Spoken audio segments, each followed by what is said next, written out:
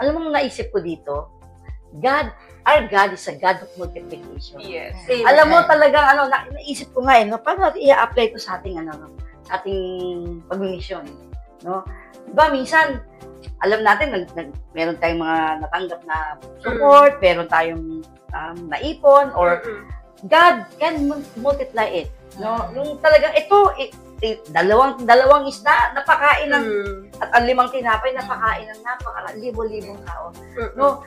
Yung mga kwento napakaraming kwento narinig natin yung $1 papuntang meron pa lang sa $1 ng Israel parang imposible. Pupunta na daw siya ng Israel sa $1.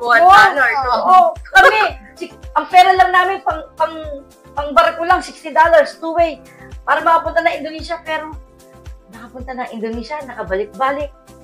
Yung mga bagay na hindi kayang isipin natin ng ating isipan. Human mind. Oo, hindi talaga natin kayang isipin. Talagang ang Diyos, kaya niyang gawin yung kamangha-mangha. Kaya niyang paramihin. Ano man yung hawak natin. Alam ko, yung mga bagong alis, yung mga taga